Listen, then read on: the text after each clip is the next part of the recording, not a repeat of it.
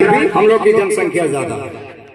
हम एक ड्राइवर हैं और इस देश की अर्थव्यवस्था जो है ये हम ड्राइवरों के कंधों पर है। ये बात समझने की जरूरत है। अगर कोई हमें आम आदमी समझता है कि ये उसकी भूल है, वो उसकी बेवकूफी है।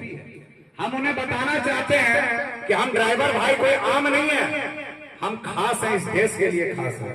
क्योंकि इस देश का 140 करोड़ लोग, पूरे देश के 40 करोड़ लोग की मैं बात करता हूं, अगर उनकी सारी जरूरतों को पूरा करने का अगर काम करती है तो हम ड्राइवर भाई करते हैं। क्योंकि जब आप सोए रहते हैं तो आपके दरवाजे तक दूध, खाना, सीमेंट, छड़, बालू, चावल, आटा, सब्जी, कपड़ा, हर चीज, दवा, दारू, हर चीज पहुंचाने का काम ड्राइवर करती है। अगर एक भी देश के इतिहास में अगर एक दिन समस्त भारत का ड्राइवर अगर स्टीयरिंग छोड़ दे तो ये ड्राइवर की ताकत का एहसास होगी उस सरकार को हो जाएगी जो आज इस घमंड में बैठी है कि ड्राइवर क्या कर सकता है। तो हम लोग ये बताने का काम करेंगे कि अगर ड्राइवर चाहे तो पूरा भारत का अर्थव्यवस्था को बैठा सकता है। ड्राइवर वो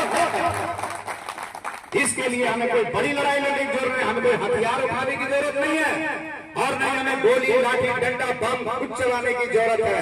हमें जरूरत है अपने हक अधिकार के बारे में सिर्फ जानने की जरूरत है। हम क्या है, हमारी पहचान क्या है, हमारी औकात क्या है, हमारी हैसियत क्या है, हमारी ताकत क्या है, ये हम भी जानेंगे और अपने भाइयों को भी बताने का काम करेंगे। साथियों, आज का जो दौर चल रहा है, इस दौर से मुकाबला अगर हम आज से उस जमाने की बात करें जब हमारा देश ब्रिटिश गवर्नमेंट का गुलाम था, हम गुलाम थे, उस समय ड्राइवर को वो अंग्रेज जो विदेशों से आके 200 साल हमारे देश में राज किया, वो ड्राइवर को ड्राइवर साहब बोलता था। वो ड्राइवर को ड्राइवर साहब बोलता था। इस बात को समझने का प्रयास कीजिए कि जब हम गुलाम थे तो हमें इतनी इज्जत मिलती थी कि हमें ड्राइवर साहब बोला जाता था, और जब हम आजाद हुए, हमारा देश आजाद हुआ, हमारे लिए हक अधिकार की नीतियां बनी, तो आज हमें ड्राइवर को एक जानवर से भी सत्ता समझा जा रहा है।